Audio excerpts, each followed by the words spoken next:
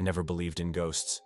Even when people in our small town whispered about the old mansion on Blackwood Hill, I laughed it off. It's just a house, I used to say. Creaks and shadows don't make something haunted. But now, after what I've seen, what I've survived, I can't laugh anymore. I was a freelance photographer. Still am, I suppose, though my camera hasn't captured anything since that night. It all started with an email. No name, no sender, just this message. $10,000 for one night. No tricks, no gimmicks. Stay in the Blackwood house until dawn. Come alone, midnight. I should have deleted it, but 10 grand for one night. The rational part of me said it was a prank. The other part, hungry, broke, and desperate, couldn't resist. Blackwood Hill was a narrow, twisting path. The deeper I drove, the fog grew thicker, swallowing my headlights. I reached the gate just before midnight. Rusted iron, twisted like it had been gripped and bent by hands too strong for a man. A crow watched me from the pillar, silent and unmoving. The house stood 3 stories tall, wood rotting, windows boarded from the inside. The front door creaked open before I touched it. I half laughed. Great. Automated scare tactics. But there was no technology here. I stepped inside. The moment I crossed the threshold, everything changed. The air was thick, wet, and smelled like something dead had been left to rot for decades. The floorboards under my boots moaned with each step. Not the usual squeak of old wood, but a slow, agonized sound like something in pain. The door slammed shut behind me. I turned, locked, no knob, just wood, like it was never meant to open again. I was alone. At least, I thought I was. The foyer was lined with portraits, all of them unnerving, not because of the age or style, but because their eyes followed me. I swear they moved slightly when I wasn't looking. A family, mother, father, 3 daughters, each with the same strange, pale eyes. No one smiled. Their mouths were sealed. Sewn? I leaned in. Yes, the stitches were painted. Or were they? Then I saw the one at the far end. It was me. Same jacket, same scar on my brow, same camera bag. But I had never posed for it. It was dated 1897. I turned a corner and entered a long hallway. No windows, just doors on either side. I picked one. Inside, only a chair and a mirror. The moment I stepped in, the door slammed behind me. Then the whispers began. At first, low and distant, then louder, insistent. Hundreds of voices, speaking backward, overlapping, screaming, weeping. In the mirror, I didn't see myself. I saw the chair behind me, and someone sitting in it. I turned. Empty. But in the mirror, still there. A man with a twisted neck, head lolled sideways like a snapped branch. He slowly turned his head toward me in the reflection, though his body didn't move. And then he smiled. I ran. The door was gone. The walls were closing in. I blinked, and suddenly I was outside the room, gasping, lying on the hallway floor. The camera slung across my neck snapped a photo by itself. Click. I checked the screen. Empty hallway. But in the photo, the man in the chair, standing right behind me. I told myself I was imagining things. I kept moving. Then I heard it. Footsteps above me. Slow, dragging. Then fast, stomping. Then back to silence. I followed the sound to a door under the staircase. Basement. Cold bled through the door like something alive. I opened it. Inside was pitch black. I clicked on my flashlight. It flickered. Halfway down, I slipped on something wet. The light caught the floor. Blood, thick and fresh. And then I heard breathing. Not mine. Heavy. Close. I spun the flashlight. A girl stood at the bottom of the stairs. No eyes, just hollow sockets. Mouth wide open in a silent scream. Her fingers were too long, tipped with nails that scraped the wall as she reached for me. I stumbled back, slammed the door, and held it shut as something pounded from the other side. Bang, bang, bang. Then silence. When I looked again, it was just a closet. Mops, buckets. No stairs, no girl. My phone buzzed. A photo. No number. It was me, standing at the bottom of the basement steps, smiling, but I hadn't gone down. 3:33 a.m. I couldn't find the exit. The house had changed. Hallways didn't lead the same way. I walked in circles.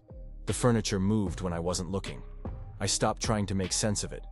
Every clock was stuck on 3:33, even the analog ones. Then I heard the piano. Low, dissonant keys, played by unsure hands. I followed the sound to a grand parlor. No one at the bench. The piano played itself. Each note I recognized. A lullaby my mother used to hum. I whispered, "Who are you?" The piano stopped. From behind me, a voice whispered back, "Your blood remembers." I turned. I don't remember climbing the stairs, but suddenly I was at the attic door. It opened before I touched it. The attic was massive, empty, except for the mirror in the center, and the chair. I stepped closer. In the mirror, I saw all of them, the family, standing behind me, their stitched mouths slowly unzipping. Blood poured from the slits. They began to speak.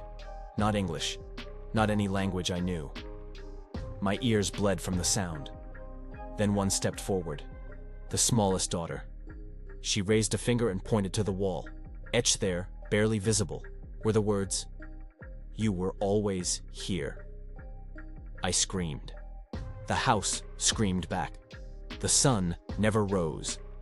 But at what must have been morning, the front door opened on its own. I didn't hesitate. I ran, down the hill, through the mist, past the gate. I didn't stop until I saw the gas station on Route 9. The attendant stared at me like I was a corpse. "You come from the hill?" he asked. I nodded. He muttered, "Ain't no one come down in over 70 years. I looked at my phone. No photos, all wiped. Except one. Me, in the attic, smiling. Behind me, someone holds a hand on my shoulder. I live alone. But now, every mirror in my house shows something behind me. Every night, 3:33 a.m., the piano plays. The house follows. And I got another email. "Double or nothing, come back. Bring someone, the house is hungry." I should have ignored the second email. I should have burned my laptop, left town, disappeared. But the nightmares never stopped. Every night, I heard the whispering, the piano, the creak of a floorboard behind me, even when I was alone. Mirrors distorted my reflection. In photos, I was never by myself. Something stood next to me. Always. I wasn't the same. Neither was the world around me. Shadows stretched too long. Birds stopped singing when I walked past. The smell of rotting wood followed me everywhere.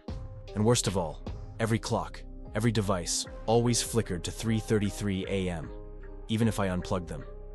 Then one night, something knocked on my bedroom window. I live on the 3rd floor. When I opened the curtain, I saw her, the youngest daughter from the portrait. Hollow eyes, stitched smile.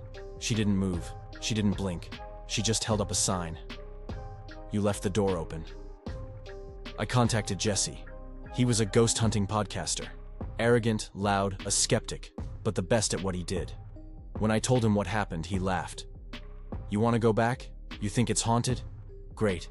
I'll film it, stream it. Millions of views." He brought 3 more with him.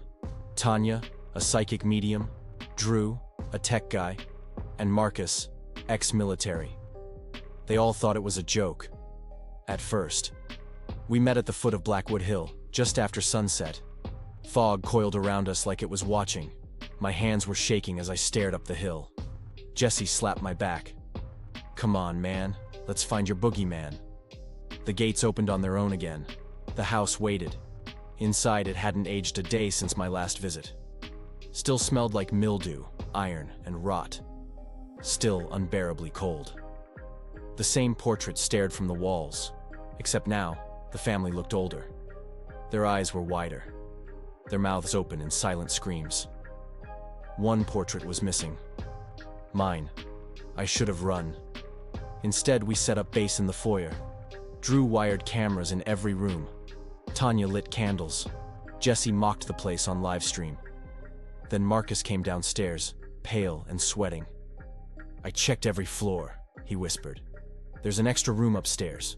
It wasn't on the blueprints." "What's in it?" Jesse asked. Marcus didn't answer. He just said, "It was breathing." The first scream came at 2:17 a.m. Tanya. We found her in the study, on her knees, clawing at her ears. Blood dripped down her neck. "They're in me," she sobbed. "They want out." On the wall behind her, written in blood, "She hears too much." We turned to leave and found the doorway bricked shut. Solid stone, no seams, no explanation. That was when the house shifted. The floors warped. Ceilings stretched. Lights died. We were trapped. The clock struck. Doors slammed open across the house, and the piano began to play. Drew vanished first. 1 second, he was behind us. Next, gone. We found only his camera.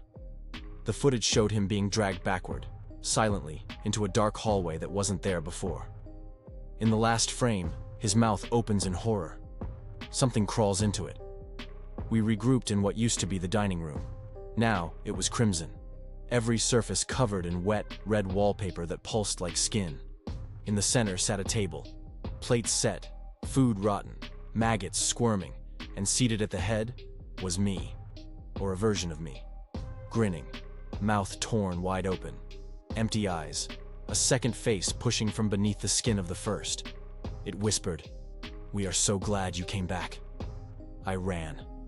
Jesse and I found ourselves in the nursery, toys scattered, a crib, mobile spinning, laughter echoed, then screaming, then silence.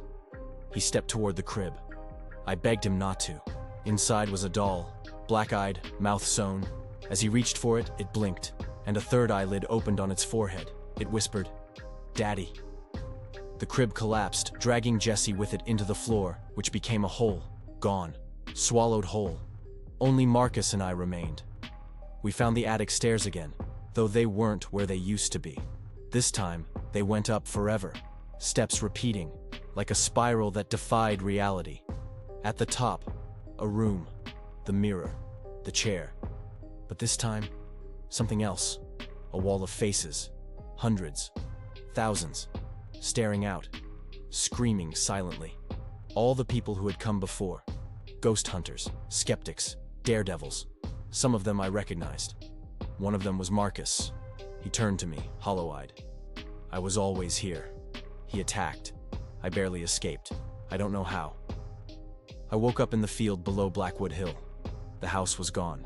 No fog, no gate. Just the sound of wind and the ticking of a pocket watch in my hand, set to 3:33 a.m. I never saw Jesse, Drew, Marcus, or Tanya again. Not in person. But they visit. In my dreams, in mirrors, in photos. Last week, I opened a drawer and found that missing portrait from the house. It's updated, shows me, sitting in the chair, eyes gone, stitched smile. And behind me? You.